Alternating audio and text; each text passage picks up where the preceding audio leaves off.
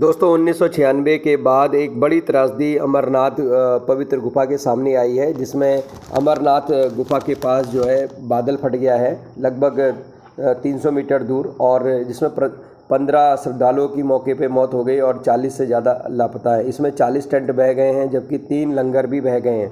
मृतकों में 11 महिलाएं शामिल हैं। फिलहाल शासन के द्वारा जो है वहाँ पर टीम भेज दी गई है, और जो कि एनडीआरएफ और एसडीआरएफ वहाँ पर तैनात कर दी गई है। वो राहत बचाव दल के लोगों को एयरलिफ्ट कर रही हैं।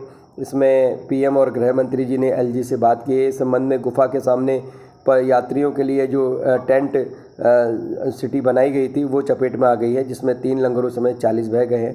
एनडीआरएफ और एसडीआरएफ समेत आपदा प्रबंधन के सभी अधिकारी और कर्मचारी राहत बचाव दल में जुटे हुए हैं। आइए जानते हैं पूरी न्यूज।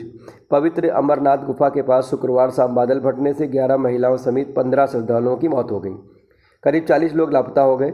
बादल फटने के बाद पहाड़ से आए सैलाब गुफा के सामने करीब 300 मीटर दूर श्रद्धालुओं के लिए बनाए गए जो यात्री शिविर थे, उनके बीचों बीच से वो सैलाब निकला। सैलाब अपने साथ 3 लोगों समेत 40 टेंट को बहा ले गया। यह हादसे में के समय गुफा में करीब 5000 लोग मौजूद थे, और यात्रा को इस समय जो है फिलहाल स्थगित कर दिया गया है।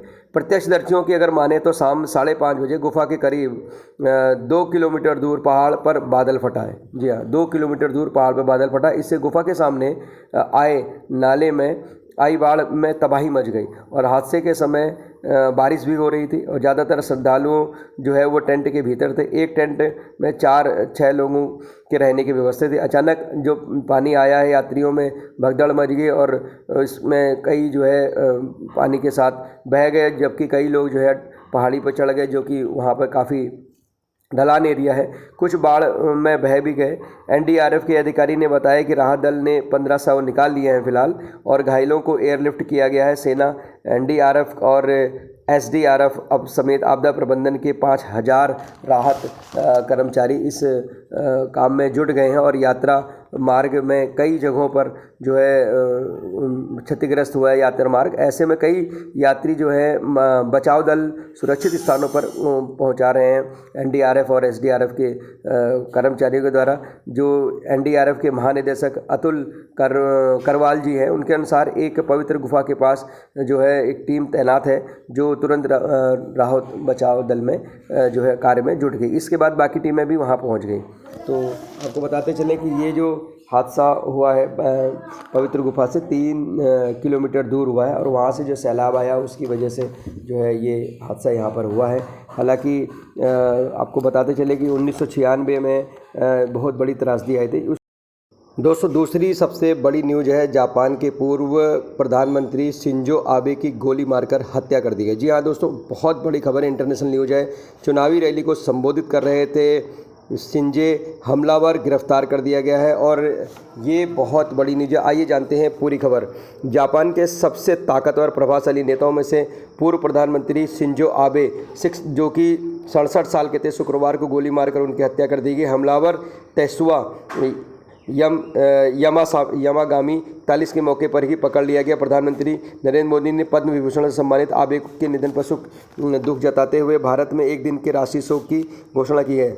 दक्षिणपंथी नेता आबे पश्चिमी जापान के नारा के एक रेलवे स्टेशन के पास संसद के उच्च सदन के लिए होने वाले चुनाव के पहले जनसभा को संबोधित कर रहे थे। उसी समय हमलावर ने उन पर पीछे से 2 गोलियां चलाई, और खून से लथपथ जमीन पर वो गिर पड़े। तुरंत ही अस्पताल में उन्हें ले जाया गया, जहां पर डॉक्टरों ने बताया कि उनके हमले के बाद संजय आबी को जो है वो दिल का दौरा पड़ गया था। उसके बाद उनके शरीर के अन्य अंगों ने काम करना बंद कर दिया, और उनके करीब 6 घंटे के बाद उनकी मौत हो गई। सुरक्षाकर्मियों ने हमले के बाद आरोपी को पकड़ लिया। उसने कैमरे की तरफ दिखने वाले शॉटगन को गोली चलाई थी। बताया जा रहा है कि उसने इसे खुद ही बनाया था। हमलावर तेसुआ यामागामी जापान के समुद्री आत्मरक्षा बल के 3 वर्ष तक सेवा दे चुका। उसने पुलिस को बताया कि वह प्रधानमंत्री के रूप में आबे के काम से नाखुश था और लंबे समय से हत्या की साजिश रच रहा था।